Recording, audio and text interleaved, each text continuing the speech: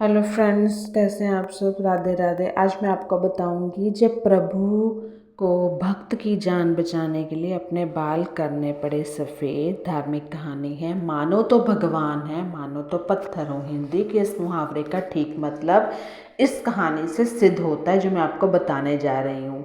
एक बार की बात है, किसी नगर में एक राजा ने एक मंदिर बनवाया जिसमें श्री कृष्ण की एक मूर्ति रखवाई, लेकिन उसकी कभी पूजा नहीं की।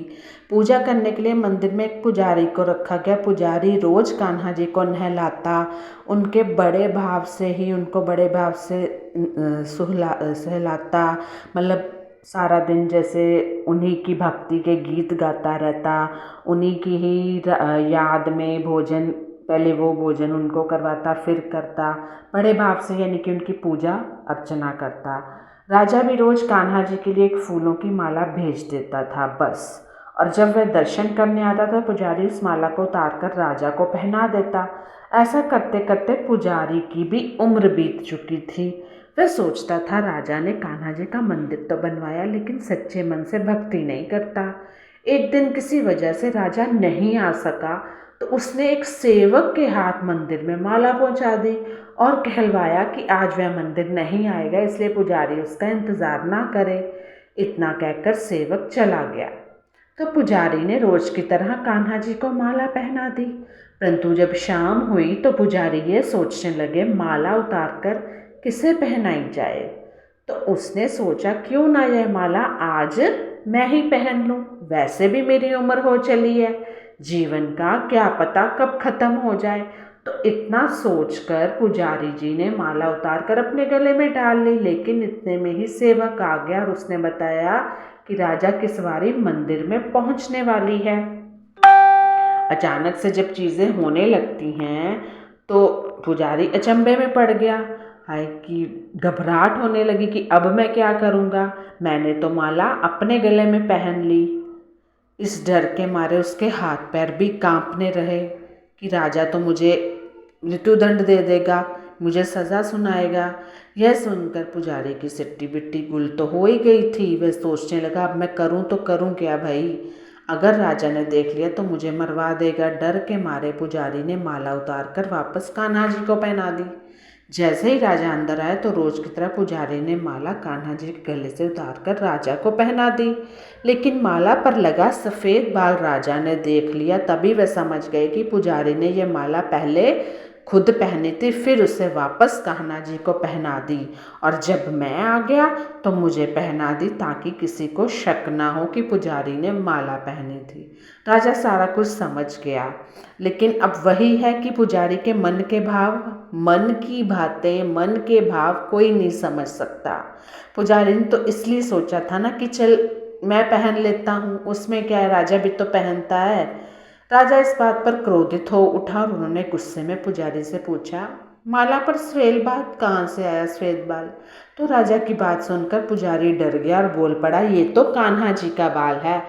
अब तो राजा गुस्से से लाल पीले हो गए, क्योंकि कान्हा जी तो भगवान है और उनके सफ़ेद बाल कैसे हो सकते हैं। इसलिए राजा ने फरमान सुना डाला कि कल श्रृंगार के समय राजा खुद वहाँ आएंगे और देखेंगे सफ़ेद बाल सच में कान्हा जी का है या पुजारी झूठ बोल रहा है।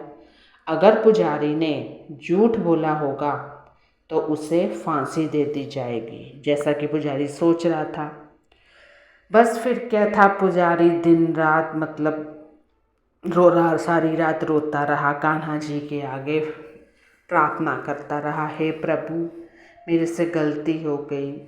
इतना कहकर राजा चला तो जाता ही है, पर पुजारी का रो रो का बुरा हाल हो जाता है। उसने रोते रोते भगवान जी कृष्ण जी को कहा, मैं जानता हूँ मुझसे गलती हुई है, मुझे अपने गले की निकली माला आपको नहीं पहनानी चाहिए थी, पर मैं क्या करता, उस समय मेरे मन में लालच आ गया था, कभी आपके गले की निकली हुई माला मैं भी पहन सकूं, क्योंकि अब तो आपकी सेवा करते करते मैं वृद्ध हो चुका हूँ। अब आप मुझे माफ़ कर दीजिए, ऐसी गलती दोबारा नहीं होगी। अब आप ही कुछ कीजिए कान्हा जी, नहीं तो कल मुझे फांसी हो जाएगी। पुजारी पूरी रात रोकर यही कहता रहा। उसके अंदर जो डर भावना थी वो कान्हा जी तो समझ रहे थे, क्योंकि ईश्वर तो सबकी सुनते हैं। हाँ, लेकिन हमारी जो स्थिति होती है, परिस्थिति होती है, उस हिसाब से ही हमें परिणाम देते हैं, फल देते हैं। सुबह होते ही राजा भी आ गया और कहने लगा आज कान्हा जी का श्रृंगार वह खुद करेगा। ऐसा कहकर जैसे ही राजा जी ने कान्हा जी का मुकुट उतारा तो उसने देखा कि प्रभु के सारे बाल सफ़ेद हैं। लेकिन राजा को फिर भी यकीन नहीं हुआ। उसे लगा कि फांसी के डर से पुजारी ने बालों को रंग दिया होगा, वरना कान्हा जी के बाल सफ़ेद कैसे हो गए। सच जानने के लिए राजा ने कान्हा जी का एक बाल तोड़ लिया। जैसे ही बाल टूटा प्रभु के सिर से खून की धारा बहने लगी और यह देखकर राजा भगवान के चरणों से लिपटकर माफ़ी मांगने लगा। तभी मूर्ति से आवाज़ आई, राजा तूने तो मुझे आज तक सिर्फ पत्थर की ही मूर्ति समझा है, इसलिए अब मैं तेरे लिए एक पत्थर रहूँगा। लेकिन पुजारी ने मुझे हमेशा भगवान की तरह पूजा अर्चना की है, इसलिए उनके लिए मुझे अपने बाल सफ़ेद करने पड़े। यह सुनकर राजा दंग रह गया। जो इसलिए कहते हैं कि अगर मन सच्चा हो तो पत्थर की मूर्ति में प्राण आ जाते हैं। और वैसे भी भगवान अपने भक्तों पर अपनी कृपा दृष्टि हमेशा बनाए रखते हैं। ये इतनी सृष्टि चल रही है, किसके बलबूते पे चल रही है? इस ईश्वर के बलबूते पे। ठीक है, तो वीडियो कैसे लगी ज़रूर बताइएगा।